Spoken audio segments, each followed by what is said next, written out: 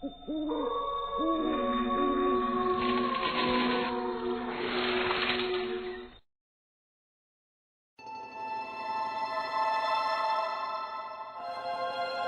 घटना तब की है जब मैं कॉलेज में था।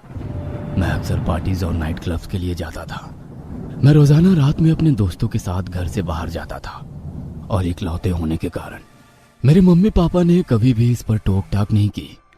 मैं बहुत एंजॉय कर रहा था अपनी जिंदगी में, पर मुझे क्या पता था कि मेरी इस मजेदार लाइफ में बड़ी दिक्कत आने वाली थी। लेकिन अब मैं सोचता हूं कि काश मुझ पर टोक टाक की होती, काश मैं उस वक्त इतना समझदार होता। एक शाम को हम सब दोस्त बैठे थे और आपस में बातें कर रहे थे। तो कल सैटरडे नाइट है, क्या प्लान है? कल कुछ तूफानी करते हैं। हाँ, जो हमने कभी नहीं किया हो, जो हमें हिला दे, ये जिसे करके मजा ही आ जाए इस जिंदगी का। अच्छा ऐसी बात है, तो कब्रिस्तान में चलते हैं, मर कर देखते हैं, हम कभी मरे नहीं है ना। वेरी फनी, मुझे भूतों से डर नहीं लगता। आइडिया तो शानदार है भारत का। और कब्रिस्तान में पार्टी कर लेते हैं। तो उस दिन मैंने और मेरे दोस्तों ने कब्रिस्तान में पार्टी करने का फैसला किया। वहां हम सब ने अपनी अपनी गर्लफ्रेंड को बुलाया था। हम सब ने पूरी रात पार्टी करने की ठानी। हम एक कब्रिस्तान पहुंच गए जो दिखने में काफी डरावना था। फिर हमने पार्टी स्टार्ट की। हमने ट्रूथ एंड डेयर खेला और हाथों में शराब लिए हुए हम सब डांस कर रहे थे। अभी ज्यादा समय नहीं हुआ था जब हम सब नशे में धोत होकर जमीन पर सो गए थे। तभी मेरे पेट में दर्द होने लगा। मैं जाग गया। बाकी सब सो रहे थे। मुझे वॉशरूम जाना था, लेकिन कब्रिस्तान में वॉशरूम नहीं होते। तो मैं वहां कुछ दूर चलकर कोई जगह ढूंढने लगा। तभी आगे जाकर मुझे एक तालाब दिखा। अब यहीं सुसु कर लेता हूं, कब्रिस्तान में कौन रोकता है। मैं वहां पेशाब करने लगा। तभी पीछे झाड़ियों में से मुझे एक आवाज आई, जैसे कोई चलकर मेरी तरफ आ रहा हो। कौन है? कौन है वहां? और मैंने दूर से एक काले कपड़ों में किसी को देखा जो एक बड़े से चोले में था। अंधेरे में वो परछाई एकदम काली दिखाई दे रही थी। मैं थोड़ा पास जाने लगा। तभी मुझे उसके बड़े बड़े चमकते हुए दांत दिखाई दिए। मेरा दिल अब बहुत जोरों से धड़क रहा था और मुझे एक भयानक एहसास हो रहा था। मैं वहीं जम गया और वो मेरे पास आने लगा। मैं चिल्लाते हुए वहां से भागा। मैंने भागते हुए पीछे मुड़कर देखा तो वो मेरे पीछे अचानक दौड़कर आ रहा था। मैंने और तेज भागना शुरू किया और जल्दी से सभी के पास पहुंचकर सबको जगाया। उठो यार, यहाँ कोई है, वो इंसान नहीं है। मैंने इतना डरावना अपनी लाइफ में इससे पहले कभी नहीं देखा। सब लोग आधे होश में थे, नींद में थे या नशे में। अरे क्यों डरा रहा है भाई, सोने देना। कब्रिस्तान है भाई, भूत भी तो रहते हैं यहाँ। डोंट वरी बेबी, तुमने ज्यादा पी ली है। Come here. Shut up you all, मैं जा रहा हूँ, तुम सब मरो यहाँ। नो नो वेट यार, उठ जाओ सब लोग प्लीज। शान झूठ नहीं बोल रहा। कहाँ है ये वो जिसके बारे में तुम बात कर रहे हो? मैंने पीछे मुड़कर देखा, लेकिन मुझे कोई नजर नहीं आया। मैंने वहां आसपास भी देखना चाहा कि कहीं वो सबको देखकर छुप ना गया हो, पर मुझे वो कहीं पर भी नहीं दिखा। फिर अचानक से वो मुझे काफी दूर हम सबको देखते हुए दिखाई दिया। वो बेहद ही भयानक था। वो देखो, वो वहां दूर से हमें देख रहा है। कहाँ है वो भयानक दानव? हमें तो कहीं नहीं दिख रहा। शान के अलावा वो शैतान और किसी को भी दिखाई नहीं दे रहा था। शान को जब यह एहसास होता कि वह हैवान बस उसे ही दिखाई दे रहा, बाकी और किसी को नहीं, तो डर के मारे उसके पैरों तले जमीन ही खिसक जाती है। वो मेरे पीछे था, लेकिन मैं तुम सबको उठाने के लिए यहाँ भागते हुए आ गया। क्या हुआ शान? तुमने कोई भूत देखा क्या? ऐसा तब होता है जब आप बहुत ज्यादा पी लेते हैं। एक पल के लिए मुझे लगा शायद वो सब सही कह रहे हैं और ड्रिंक करने की वजह से मेरे साथ ये हो रहा है। भारत उठा और अपनी गर्लफ्रेंड के साथ डांस कर रहा था। भारत का एक हाथ उसकी गर्लफ्रेंड पर था और उसने दूसरे हाथ में शराब की बोतल पकड़ रखी थी। क्या बात है भारत, कीप इट अप। चलो दोस्तों, हमें थोड़ा स्पेस चाहिए, हम अभी आते हैं। नहीं प्लीज मत जाओ, सब साथ रहो। यार हम यहाँ भजन करने नहीं आए, मुझे अपनी गर्लफ्रेंड के साथ भी तो वक्त बिताना है। आज तो अच्छा मौका है। अरे बेटा, हम कब्रिस्तान में हैं, यहाँ भूत कहाँ अकेले छोड़ेंगे तुम दोनों को, हाँ? ऐसा बोल के तुम हमें डरा नहीं सकते। हाँ, हम एडजस्ट कर लेंगे भाई, हमें जाने दे। तभी भारत अपने साथ अपनी गर्लफ्रेंड को लेकर चला जाता है। कुछ देर बाद भारत की गर्लफ्रेंड के चिल्लाने की आवाज आती है। मैंने बोला था ना यहाँ कुछ गलत है, मान नहीं रहे हो ना तुम। उसको क्या हुआ? वो क्यों चिल्लाई? चलो जाकर देखते हैं। मैं पुलिस को हेल्प के लिए कॉल करता हूँ। हम सब मिलकर कब्रिस्तान में उनको यहाँ वहां देखने लगे। मैंने पुलिस को फोन करने के लिए अपना फोन निकाला, लेकिन नेटवर्क नहीं था। तभी एक कब्र के पास हमें बहुत खून दिखाई दिया, लेकिन भारत और उसकी गर्लफ्रेंड वहां नहीं थे। हम सब बहुत डर गए। मैंने बोला था ना वो सबको मार देगा। हे भगवान, चलो यहाँ से। नहीं, हम उनके बिना नहीं जा सकते। हम जानते भी नहीं वो जिंदा है भी या नहीं, पर वो दोनों गए कहाँ? तभी वहां झाड़ियों में से भारत की गर्लफ्रेंड खून से लथपथ भागती हुई आती है। उसने हम पर हमला किया। वो इंसान नहीं है, वो एक शैतान है। वो मार देगा, हमें मार देगा। कौन था वो? क्या तुमने उसको देखा? वो भारत को ले गया। उसने अपने बड़े बड़े नाखूनों से भारत पर हमला किया। हम सबको यहाँ से अभी निकल जाना होगा। लेकिन मैं भारत के बिना नहीं जाऊंगा। वो मेरा दोस्त है, वो हम सबका दोस्त है। दोस्तों, हमें भारत को ढूंढना होगा। शान, हम लड़कियों को कार के पास छोड़ आते हैं और हम दोनों वापस आकर उसे ढूंढते हैं। हाँ हेम, तुम बिल्कुल सही कह रहे हो। नहीं शान, मैं तुम्हारे बिना कहीं नहीं जाऊंगी। प्लीज चलो यार, हम वहाँ सेफ रहेंगे। हम सब मरेंगे, हम नहीं बचेंगे। वो किसी को जिंदा नहीं छोड़ेगा। मुझे घर जाना है। मैं पहले से ही डर गया था। लड़कियां भी घबराने लगी और भारत की गर्लफ्रेंड घर जाने के लिए फूट फूट कर रो रही थी, लेकिन हम भारत के बिना नहीं जा सकते थे। मैं और हेम कब्रिस्तान से बाहर कार में लड़कियों को छोड़ने जा रहे थे और उसके बाद हमने भारत की मदद के लिए वापस आने का फैसला किया।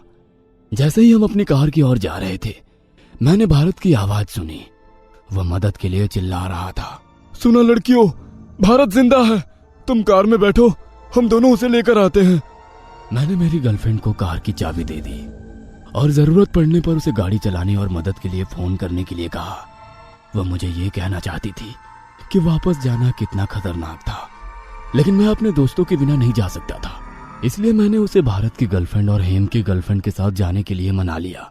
मेरे और हेम के एक हाथ में डंडा था तो दूसरे हाथ में टॉर्च। समझ में नहीं आ रहा कि कौन सी डायरेक्शन में जाएं। मैं लेफ्ट में जाता हूँ, तुम राइट में जाओ। हम दोनों अलग अलग डायरेक्शन में चले गए। कहीं वापस आना कोई गलती तो नहीं थी। मुझे लड़कियों के साथ वापस चले जाना चाहिए था। मैंने मन ही मन सोचा। मैं इधर उधर देखता रहा। मेरी सांस फूल रही थी। मैं डर गया था। यह सब सोच सोच कर मेरी घबराहट और बढ़ती जा रही थी, जिससे मेरा पूरा बदन पसीने से तरबतर होता जा रहा था। तभी अपने ऊपर पेड़ पर मुझे कोई आवाज सुनाई दी। मैं डर से वहीं जम गया। तभी मेरे ऊपर गीला गीला सा टपकने लगा। मैंने जैसे ही उस गीली चीज पर अपना हाथ लगाकर देखा तो उसे देख मैं घबरा गया, क्योंकि वो गीला चीज किसी का खून था जो ऊपर पेड़ से मुझ पर गिर रहा था। फिर मैंने बहुत डरते हुए धीरे धीरे ऊपर देखना शुरू किया तो मेरी आंखें फटी की फटी रह गई। ऊपर भारत की डेड बॉडी उस पेड़ पर लटक रही थी, जिसकी आंखें निकली हुई थी।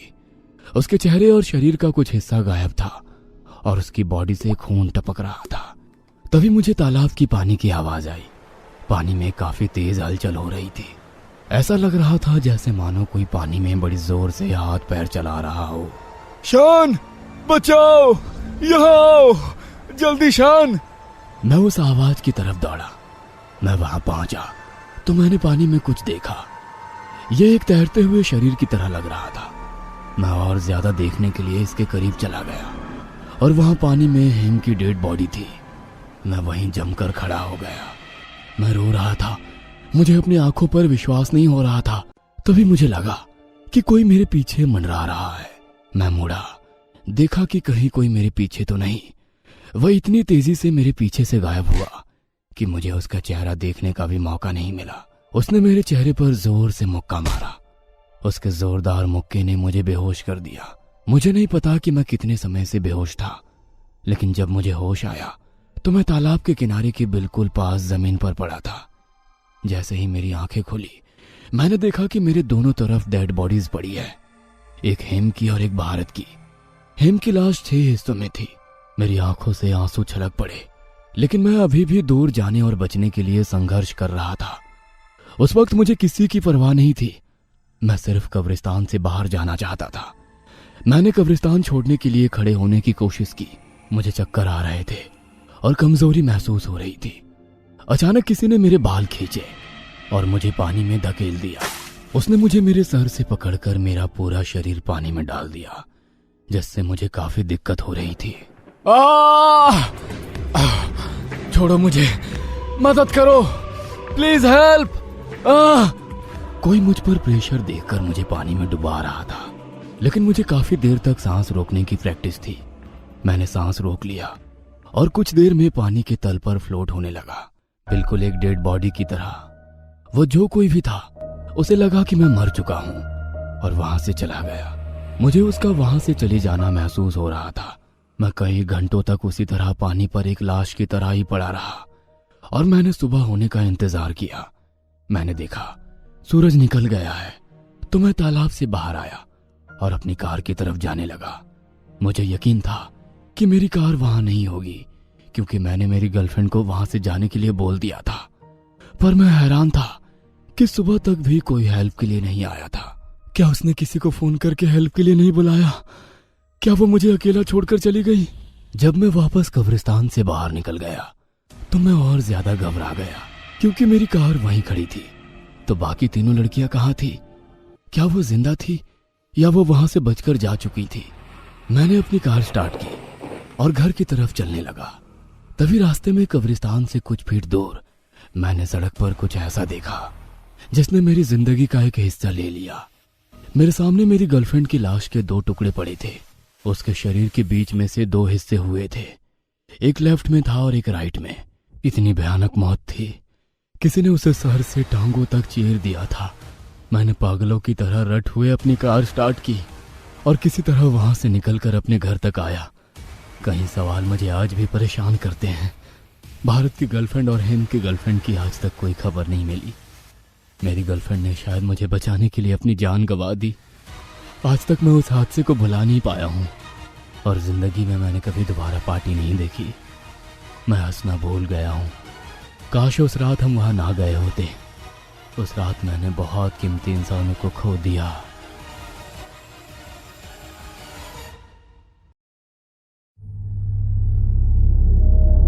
आधी रात का वक्त हो चुका था। निधि अपने बेड पर गहरी नींद में सो रही थी कि अचानक किसी की आहट से उठकर बैठ गई। उसे जोरों से प्यास लगी थी। पानी लेने के लिए निधि अपने बेडरूम से बाहर निकली ही थी कि अचानक उसे एक साया नजर आया। निधि ने चिल्लाकर कहा, कौन है वहां पर? कोई है क्या? मगर वापस पलटकर कोई जवाब नहीं आया। निधि के रोंगटे खड़े होने लगे थे। कुछ ही पलों में वो साया निधि के नजदीक खड़ा हुआ था। उस साया के भयानक रूप को देखकर निधि की एक जोरदार चीख पूरे हॉल में गूंज गई और वो बेहोश होकर गिर पड़ी। इस कहानी की शुरुआत कुछ महीने पहले हुई।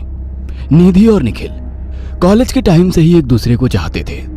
निधि ने निखिल को कई बार शादी के लिए फोर्स किया, मगर निखिल हमेशा उसे टाल देता था। एक दिन निधि ने गुस्से में निखिल से कहा, निखिल, कभी कभी तुम मेरी समझ से बाहर हो जाते हो। जब तुम मुझसे प्यार करते हो तो तुम्हें शादी करने में क्या प्रॉब्लम है? ऐसी कोई बात नहीं है निधि, तुम मुझे गलत समझ रही हो। मुझे कोई प्रॉब्लम नहीं है, बस मुझे थोड़ा सा और वक्त दे दो। और कितना वक्त चाहिए तुम्हें निखिल? ये बात बोलते बोलते तुम्हें 2 साल हो गए हैं। तुम मेरी बात को समझ नहीं रहे हो। अगर ऐसा ही चलता रहा तो मेरी शादी मेरे पेरेंट्स कहीं और कर देंगे। ऐसा मत करना निधि, तुम्हारे बगैर मैं जी नहीं पाऊंगा। अगर ऐसी बात है निखिल तो तुम्हें मुझसे इसी हफ्ते शादी करनी होगी। निधि की बात सुनकर निखिल सोच में पड़ गया। कुछ देर बाद उसने मुस्कुराकर निधि से कहा, जैसी तुम्हारी इच्छा, हम इसी हफ्ते शादी करेंगे। निधि के परिवार वालों को निखिल पहले से ही पसंद था। निखिल और निधि की धूमधाम से शादी हो गई। निखिल का बंगला सुनसान जगह पर था। निधि ने जब पहली बार उस बंगले को देखा तो उसने निखिल से कहा, निखिल, बंगला तो बहुत खूबसूरत है, पर तुम इतने सुनसान एरिया में रहते कैसे हो? जहाँ तक मैं जानती हूँ यहाँ तो कोई नहीं आता जाता। कोई बात नहीं निधि, अब तो तुम आ ही गई हो, और वैसे भी मैं चाहता हूँ कि हम दोनों को कोई डिस्टर्ब ना करे। निधि की सास ने निधि को बहुत सारा प्यार दिया। निखिल के घर की नौकरानी पूजा भी निधि का बहुत ख्याल रखती थी। दीदी, आप बहुत ही अच्छी हो। आपको कुछ भी काम हो या जरूरत हो तो मुझे बोल देना, मैं वो कर दूंगी। शुक्रिया पूजा, तुम भी काफी अच्छी हो। शादी को 3 महीने कब बीत गए निधि को पता ही नहीं चला। निखिल हर सुबह ऑफिस चला जाता और शाम को लौट कर आता था। निधि की जिंदगी कुछ ऐसे ही कट रही थी। मगर एक दिन जब निखिल घर आया तो उसके साथ एक नई लड़की थी। निधि ने उस लड़की को देखकर कहा, तुम कौन हो? जी मेरा नाम रीना है, मैं आपके घर काम करने आई हूँ। ये हमारे घर की नई नौकरानी है। पूजा कहाँ गई? पूजा काम छोड़कर चली गई क्या? उसने काम क्यों छोड़ दिया? वो तो यहाँ बहुत खुश थी। अरे बाबा, इतने सारे सवाल और वो भी एक साथ। हाँ, वो चली गई, उसे गांव जाना था इसलिए वो काम छोड़कर चली गई। निधि ने इस बात पर कोई ध्यान नहीं दिया, मगर उसने देखा कुछ दिनों बाद रीना भी वहां से चली गई और उसके घर में तीसरी नौकरानी आ गई। निधि को यह बात बड़ी अजीब सी लगी। उसने अपनी दिल की बात निखिल से कही, तुम्हारे घर में नौकरानियाँ 2 महीने से ज्यादा नहीं टिकती क्या? अरे यार, ये बंगला थोड़ा सुनसान इलाके में है, हो सकता है वो कंफर्टेबल फील ना कर रही हो इसलिए चली गई हो। तुम चिंता क्यों करती हो? चलो, मुझे तो बहुत नींद आ रही है भाई, तुम्हारा तो पता नहीं, पर मैं तो चला सोने। इतना कहकर निखिल सोने के लिए वहां से चला जाता है। एक रात की बात है जब निधि और निखिल दोनों ही अपने कमरे में सो रहे थे। कमरे में काफी अंधेरा था क्योंकि तूफान की वजह से घर की लाइट जा चुकी थी। बाहर काफी तेज तूफान आ रहा था जिससे काफी बिजलियां कड़क रही थी और तूफान का बहुत शोर भी हो रहा था जिससे निधि नींद से जाग जाती है और निखिल को अपने साथ सोया हुआ देखकर सुकून से अपनी आंखें बंद कर लेती है। पर बिजलियों की तेज गड़गड़ाहट से वो सो नहीं पा रही होती और वो अपनी आंखें फिर से खोलती है। उस समय कमरे में पूरा अंधेरा था। तभी एक बिजली की रोशनी आती है और निधि को निखिल की जगह एक शैतान उसके साथ सोया हुआ दिखाई देता है। पर एक बार फिर कमरे में पूरा अंधेरा हो जाता है और इसके अगले ही पल फिर से एक बिजली की रोशनी आती है। निधि बहुत डर कर देखती है, पर इस बार निधि को उसके साथ कोई शैतान नहीं बल्कि निखिल ही सोया हुआ दिखता है। निधि इस बात से काफी सहम जाती है और कंफ्यूज भी हो जाती है। लगता है मुझे वहम हो रहा है और इस तूफान की वजह से जो मुझे डर लग रहा है उसी डर से मुझे कुछ भी उल्टा सीधा दिखाई दे रहा है। इतना कहने के बाद निधि निखिल के पास आकर उस पर अपना हाथ रखकर सो जाती है। अगले दिन जब निधि अपनी आंखें खोलती है तो उसके बिल्कुल पास निखिल खड़ा हुआ होता है। Good morning. अच्छा सुनो, मैं 2 दिन के लिए बाहर जा रहा हूँ, अपना ख्याल रखना। निधि उसे रोकना चाहती थी पर इससे पहले कि वो कुछ कह पाती निखिल वहां से चला जाता है। निधि उस पूरे दिन बीती हुई रात के बारे में ही सोचे जा रही थी और परेशान हुए जा रही थी। ऐसे ही निधि का वो पूरा दिन बीत जाता है और रात हो जाती है। निधि अपने बेडरूम में सोने चली गई। आधी रात का वक्त हो चुका था। निधि अपने बेडरूम में गहरी नींद में सो रही थी कि अचानक कुछ अजीब आवाजों से वो चौंक कर उठकर बैठ गई। निखिल भी घर से बाहर गया हुआ है, सासू माँ भी अपने कमरे में जल्दी सो जाती है, फिर यह आवाज कैसी है? निधि अपने हाथ जोड़कर प्रार्थना करते हुए ये सब सोचती है। हे भगवान, ये हर रात को यहाँ मेरे साथ सब क्या हो रहा है? इस आवाज के पीछे कोई चूहा या बिल्ली ही हो बस। निधि कमरे के बाहर की ओर निकल गई। उसने देखा सामने वाले कमरे में चपड़ चपड़ की आवाजें आ रही थी जैसे कि कोई जानवर मांस को चबा रहा हो। निधि डरते डरते उस कमरे की ओर चली गई। जैसे ही उसने दरवाजा खोलकर देखा तो उसे अपनी आंखों पर यकीन नहीं हुआ। उसने देखा कि कई लड़कियों की लाश उस कमरे में पड़ी हुई थी जिसमें पूजा और रिया की लाशें भी थी और निखिल जानवरों की तरह उनका मांस खा रहा था। इस मंजर को देखकर निधि चीखकर जमीन पर बेहोश होकर गिर पड़ी। होश आने पर उसने खुद को अपने बेडरूम में पाया। निखिल और एक अजीब सा दिखने वाला डॉक्टर उसके पास खड़ा हुआ था। तुम्हें क्या हुआ था निधि? तुम हमें कमरे के बाहर बेहोश मिली। निधि बहुत ज्यादा डरी हुई थी। उस वक्त वो खामोश ही रही। रात के वक्त डरते हुए उसने निखिल को अपने साथ हुई घटना के बारे में बताया और उस तूफानी रात में उसको अपने साथ निखिल की जगह एक शैतान सोया हुआ दिखाई दिया था, ये सब भी बताया। उसकी बात सुनकर निखिल जोर जोर से हंसने लगा और उसने हंसते हुए निधि की ओर देखकर कहा, लोग सोते हुए सपना देखते हैं और तुम जागते हुए भी सपने देखने लगी। निधि, ये तुम्हारी वो सब हॉरर मूवीज देखने का ही नतीजा है। तुम्हें जरूर कोई वहम हुआ होगा। मेरी जगह वो शैतान हमारे बेडरूम में आया कैसे? हाँ, उसकी ये हिम्मत। आने दो, इस बार उस शैतान को हमारे सामने, फिर बताता हूँ उसे। निखिल, तुम्हें ये सब एक मजाक लग रहा है? और नहीं तो क्या, भला ऐसा भी सच में कभी होता है? मतलब तुम मेरा विश्वास नहीं करते? नहीं है तुम्हें मुझ पर भरोसा? निखिल कुछ कहे बिना ही वहां से चला गया, मगर निधि की आंखों में अभी भी वो घटना घूम रही थी। इस घटना को कुछ महीने ऐसे ही बीत गए और निधि भी उस घटना को भूलने लगी थी और एक रोज सफाई के दौरान उसकी नजर बंगले के एक पुराने कमरे के दरवाजे पर पड़ी, जिस पर धूल जमी हुई थी। निधि जब से निखिल के साथ उस घर में आई थी, उसकी नजर उस कमरे पर कभी भी नहीं पड़ी थी। निधि सफाई करने के इरादे से उस कमरे के अंदर चली गई, मगर जैसे ही उसने उस कमरे के अंदर प्रवेश किया, उसके नथुनों में बहुत ही भयंकर बदबू टकराई। मगर सामने का नजारा देखकर निधि की आंखें फटी की फटी रह गई। उसने देखा कि उस कमरे में चारों ओर अधखाई लड़कियों की लाशें पड़ी हुई थी।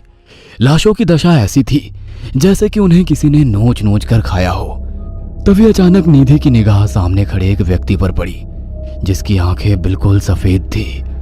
वो व्यक्ति लगातार निधि को घूरे जा रहा था। निधि उस व्यक्ति को जानती थी। वो उसका ही पति निखिल था, जो कि एक शैतान के रूप में उसके सामने खड़ा हुआ था। यह सब देखकर निधि एक बार फिर से चक्कर खाकर गिर पड़ी, और इस बार जब निधि की आंख खुली तो उसने अपने आप को बंगले की छत पर पाया। आधी रात का वक्त था और वहां एक खौफनाक किस्म की शांति चारों ओर फैली हुई थी। उसका पति और उसकी सास वहां उसके सामने खड़े हुए मुस्कुरा रहे थे। निधि ने चिल्लाकर अपने पति से कहा, ये सब क्या है निखिल? कौन हो तुम? निधि की बात सुनकर उसका पति निखिल जोर जोर से हंसने लगा, और उसने शैतानी हंसी हंसते हुए निधि की ओर देखकर कहा,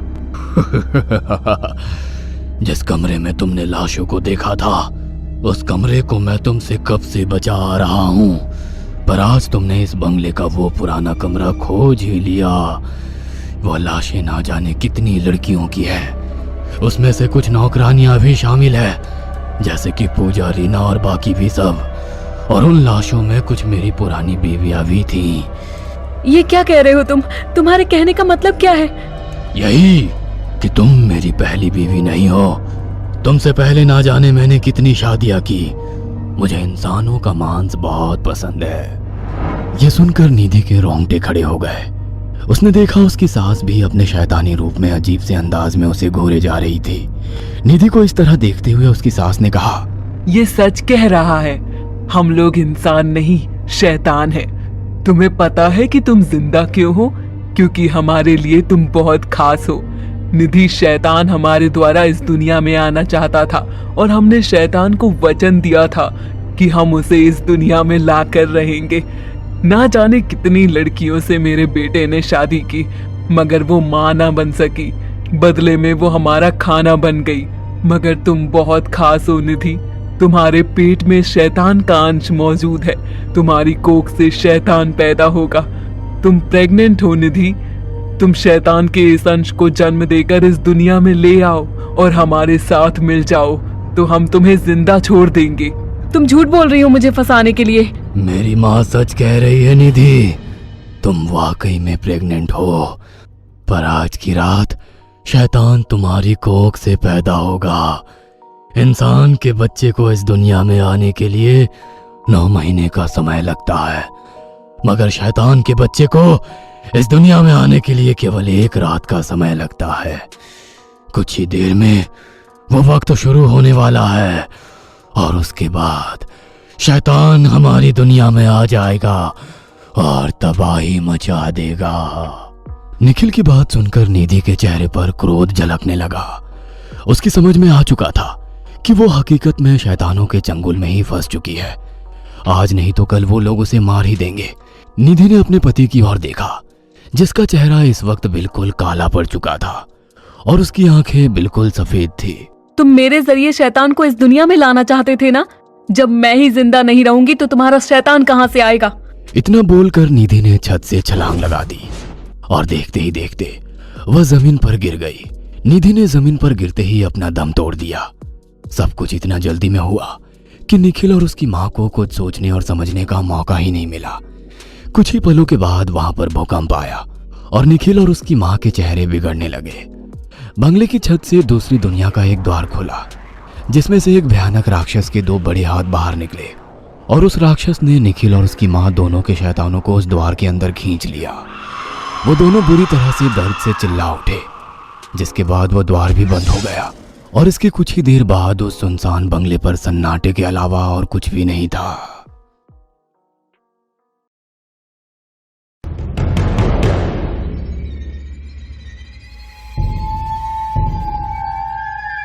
राजन कार ड्राइव करते हुए एक ऑफिस के बाहर गाड़ी रोक देता है। रौनक, दीपक, प्रतीक और केशव के साथ ऑफिस से बाहर आता है और गुस्से में राजन से कहता है, कामचोर, आज रिजल्ट खुलने वाला है। कहाँ मर गया था इतनी देर तक? चल जल्दी गाड़ी चालू कर। जी मालिक। वो सारे लोग कार में बैठ जाते हैं और थोड़ी देर के बाद स्ट्रांग रूम के पास मतगणना स्थान के पास पहुंच जाते हैं, जहां पर कई लोगों की भीड़ लगी हुई थी। कुछ देर बाद रिजल्ट डिक्लेयर हो जाता है और राजन के मालिक के भाई की पार्टी भारी मतों से जीत जाती है। मालिक, आज तो बड़ा ही शुभ अवसर है, आज तो पार्टी बनती है। पार्टी तो होगी, बहुत धूमधाम से होगी। तो एक काम कर, एक हफ्ते की छुट्टी ले ले और अपनी फैमिली के साथ कोई अच्छी सी जगह पर चला जा और उसके बाद रात को मेरे फार्म हाउस पर आ जाना। रौनक उसे कुछ पैसे दे देता है और फिर अपने दोस्त केशव, दीपक, प्रतीक के साथ नाचने लगता है। राजन खुशी खुशी अपने घर आता है और अपने मालिक की बात अपनी पत्नी को बताता है और छुट्टी मनाने अपने गांव चला जाता है। गांव से वापस आकर वो रात में उसके फार्म हाउस जाता है। राजन वहां पहुंचता है और देखता है फार्म हाउस के बाहर ताला लगा हुआ है। राजन अपने मालिक रौनक को फोन लगाता है, लेकिन उसका फोन कोई नहीं उठाता।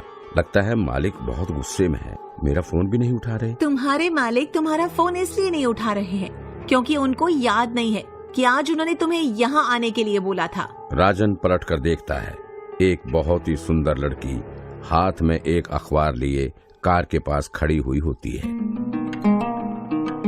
तुम कौन हो और यहाँ क्या कर रही हो? मेरा नाम कृतिका चौहान है और मैं तुम्हारा ही इंतजार कर रही थी। रौनक ने मुझे यहाँ बुलाया था, लेकिन उसका काम पूरा नहीं हुआ। फिर वो मुझे छोड़कर कहीं चला गया। अब तुम बताओ, मैं क्या करूँ? मैं कैसे मान लूँ कि तुम मेरे मालिक को जानती हो? कृतिका उसे एक फोटो देती है जिसमें वो और रौनक साथ खड़े हुए थे और कैमरे को देखकर मुस्कुरा रहे थे। मैं तुम्हारे मालिक की दोस्त हूँ और मुझे पता है वो कहाँ गया है, और इसलिए मैं चाहती हूँ कि तुम मुझे उसकी यहाँ छोड़ दो। ठीक है, आप बैठ जाइए। वो दोनों कार में बैठ जाते हैं और राजन उस लड़की के बताए पते पर जाने लगता है। तभी बारिश शुरू हो जाती है। अंधेरे में कार चलाते हुए उसे ज्यादा कुछ नहीं दिखाई दे रहा था, इसीलिए वो गाड़ी स्लो चला रहा था। राजन मिरर में देखता है कि वो लड़की अखबार पढ़ रही है। लगता है आपको अखबार पढ़ने का बहुत शौक है, इसीलिए तो इतनी रात को भी आप पढ़ रहे हैं। कृतिका पेपर को बंद कर देती है। तुम पेपर नहीं पढ़ते? जी बिल्कुल पढ़ता हूँ। आखिरी बार कब पढ़ा था? जी हो गए लगभग 1 हफ्ता। जब मैं अपने गांव गया था ना, तब मैंने पेपर नहीं पढ़ा था। मुझे ये पता चल ही गया था कि चुनाव कौन जीता। चुनाव में सिर्फ हार जीत नहीं होती, जीत का जश्न भी होता है। हाँ होता तो है। मेरे मालिक जश्न मनाने के लिए ही अपने फार्म हाउस पर गए होंगे और फिर किसी काम से वहाँ से चले गए होंगे, आपको अकेला छोड़कर। वो मुझे छोड़ना ही कहाँ चाहता था। राजन उसकी बात नहीं समझता। तभी वो दोनों लड़की के बताए पते पर आ जाते हैं।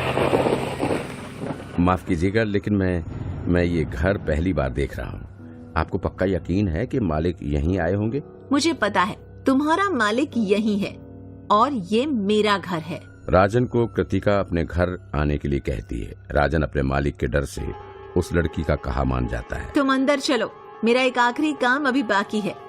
अंदर जाते ही तुम्हें मेरी मेड दिखेगी। तुम उससे कहना कि तुम रौनक के ड्राइवर हो। मेरा नाम मत लेना, मैं अभी आती हूँ। राजन अंदर चला जाता है। उसे मेड दिखती है और वो उसे कृतिका के कहे अनुसार बताता है कि वो रौनक का ड्राइवर है। मेड उसे सर पोंछने के लिए टॉवल देती है और फिर थोड़ा सा नाश्ता। कृतिका मैडम दिखाई नहीं दे रहे, क्या वो अंदर आकर सीधा सो गई? कैसी बात कर रहे हैं आप? क्या आपको पता नहीं 4 दिन पहले ही कृतिका मैडम की डेड बॉडी सड़क के बीच मिली थी। राजन उस समय चाय पी रहा होता है। उसके हाथ से प्याली गिर जाती है। लेकिन मैं तो अभी अभी उन्हीं के साथ यहाँ आया हूँ। क्यों मजाक कर रहे हैं? आपके मालिक भी तो 2 दिन से दिखाई नहीं दे रहे। कहाँ है वो आजकल? इतना कहकर मेड चली जाती है। राजन को कुछ समझ में नहीं आता और वो अपनी कार की तरफ भागता है। कार के अंदर जाते ही वो देखता है पीछे की सीट पर एक न्यूज़पेपर पड़ा होता है जो कृतिका पढ़ रही थी। वो उस पेपर को उठाता है जिसमें 4 दिन पुरानी खबर होती है। 21 साल की लड़की की लाश बीच सड़क पर पाई गई, जिसकी जांच के बाद ये पता चला कि उसे चलती गाड़ी से किसी ने फेंक दिया होगा। उसके शरीर पर कुछ चोट के निशान भी पाए गए। आखिरी बार सूत्रों के मुताबिक उसे रौनक रायचंदानी के फार्म हाउस पर पार्टी करते हुए देखा गया था। लड़की का नाम कृतिका चौहान बताया जा रहा है। राजन को कुछ समझ में नहीं आता। वो अपनी कार तेजी से भगाने लगता है। तभी वो देखता है कि उसकी डिक्की खुली हुई है। वो अपनी कार रोककर डिक्की बंद करने के लिए जाता है तो उसकी आंखें फटी की फटी रह जाती हैं। उस कार की डिक्की में रौनक, दीपक, केशव और प्रतीक की लाश पड़ी हुई थी। राजन कुछ देर वहीं बैठ जाता है, लेकिन फिर हिम्मत करके कार को पुलिस के पास ले जाता है। इन लोगों की 2 दिन पहले हत्या हो गई थी, लेकिन आश्चर्य की बात यह है कि हत्या के 2-3 घंटे बाद ही इन लोगों की लाशें गायब हो गई थी। और अब इन लाशों को अचानक कहीं से तुम लेकर आए हो और तुम कह रहे हो कि ये यहाँ कैसे आई? तुम्हें कुछ पता नहीं? सच सच बताओ, इनकी मौत के बारे में क्या जानते हो तुम? मेरा इसमें कोई हाथ नहीं है माई बाप। अगर मैंने उनका कुछ बिगाड़ा होता तो खुद पुलिस के पास क्यों आता? मुझे लगता है उनकी हत्या उसी लड़की ने की है जिसकी कुछ दिन पहले मौत हो गई थी। उस लड़की का नाम कृतिका चौहान था। ये सब बकवास है, भूत प्रेत का मामला नहीं है। मुझे लगता है इस लड़की और बाकी लोगों को किसी ने मारा है। हम जल्द से जल्द इसका पता लगा लेंगे। तुम अपना शहर छोड़कर कहीं नहीं जाओगे। तुम्हारी कार पुलिस जब्त कर लेगी और तुम्हारे साथ पूछताछ की जाएगी। पुलिस जब भी तुम्हें बुलाएगी तब तुम्हें पुलिस स्टेशन आना होगा। मुझे तुम पर कोई शक नहीं है। तुम बहुत ही सीधे साधे इंसान लगते हो, लेकिन फिर भी ये हमारा काम है सभी पर शक करना। राजन वहां से चला जाता है और पैदल ही अपने घर जाने लगता है। तभी उसे बीच रोड पर एक पेपर दिखाई देता है। राजन पहले तो कुछ सोचता है, लेकिन फिर उस पेपर को उठा लेता है।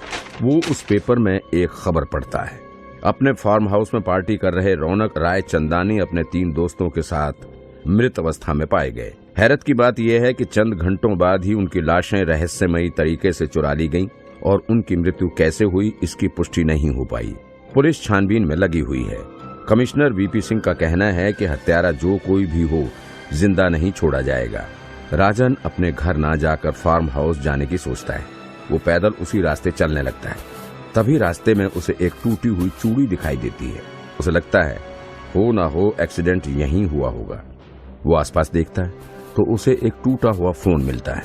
वो फोन उठाकर देखता है तो उसमें एक वीडियो दिखाई देता है। रौनक को मैं अच्छा दोस्त मानती थी, लेकिन उसके इरादे नेक नहीं थे। वो मेरे साथ पार्टी में जबरदस्ती करना चाहता था। मैंने उसे उसके फार्म हाउस पर थप्पड़ मार दिया था। मुझे लगा रौनक शांत हो जाएगा, लेकिन उसने अपने दोस्तों के साथ मिलकर मुझे कार में बिठा दिया और जब उसका जोर मुझ पर नहीं चला तब उसने मुझे चलती हुई कार से फेंक दिया। मुझे बहुत ज्यादा चोट आई है। मुझे नहीं लगता मैं बच पाऊंगी, लेकिन अगर किसी को भी ये वीडियो मिलता है तो वो उसे पुलिस को दे दे प्लीज। राजन सब कुछ समझ जाता है और वो वीडियो लेकर पुलिस के पास चला जाता है।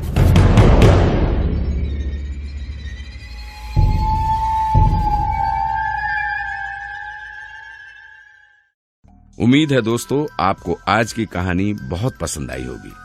ऐसी और हॉरर स्टोरीज के लिए हमारे चैनल को सब्सक्राइब करें और बेल आइकॉन का बटन दबाना ना भूलें।